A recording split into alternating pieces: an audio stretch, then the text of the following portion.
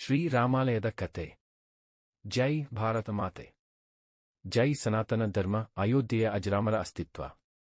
ಅಯೋಧ್ಯೆಯ ನಾಡು ಶತಮಾನಗಳಿಂದಲೇ ಭಕ್ತಿಯ ಪರಿಮಳದಿಂದ ತುಂಬಿ ತುಳುಕುತ್ತಿದ್ದ ನಾಡು.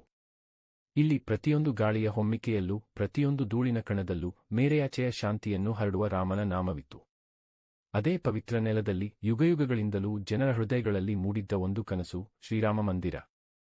ಅದು ಒಂದು ಸಾಮಾನ್ಯ ಕಟ್ಟಡವಲ್ಲ, ಅದು ಕೋಟ್ಯಂತರ ಜನರ ಭಾವನೆ, ನಂಬಿಕೆ, ಗೌರವ, ತ್ಯಾಗ ಮತ್ತು ಶ್ರದ್ಧೆಗಳ ಸಂಕೇತ. ಕಾಲ ಬದಲಾಗುತ್ತಿದ್ದರೂ ಜನರ ಮನಸ್ಸಿನಲ್ಲಿದ್ದ ರಾಮನ ಭಕ್ತಿ ಎಂದಿಗೂ ಕಡಿಮೆಯಾಗಲಿಲ್ಲ. ಎಷ್ಟೋ ಪೀಳಿಗೆಗಳು ಕಾದವು, ಪ್ರಾರ್ಥಿಸಿದವು, ಧ್ಯಾನಿಸಿದವು, ಒಂದು ದಿನ ರಾಮನಿಗೆ ಯೋಗ್ಯವಾದ ಮಂದಿರ ನಿರ್ಮಾಣವಾಗಲಿ ಎಂದು.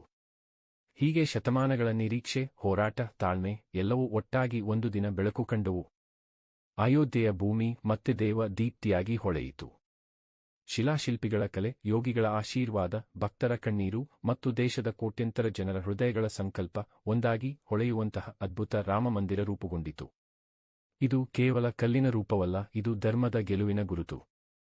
ಇದು ತಾಳ್ಮೆಯ ಪರೀಕ್ಷೆಯ ಫಲ. ಇದು ಕಾಲವನ್ನೇ ಬದಲಿಸಿದ ಭಕ್ತಿಯ ವಿಸ್ಮಯ. ಮಂದಿರದ ಗೋಡೆಗಳಿಗೆ ಕೈಮುಟ್ಟಿ ನಿಂತಾಗ ರಾಮಭಕ್ತರು ಒಂದೇ ಭಾವನೆ ಹೇಳುತ್ತಾರೆ: ಇದು ಕೇವಲ ಕಟ್ಟಡವಲ್ಲ, ಇದು ನಮ್ಮ ಮನಸ್ಸಿನ ಮಂದಿರಕ್ಕೆ ಬಂದ ಜೀವಂತ ರೂಪ.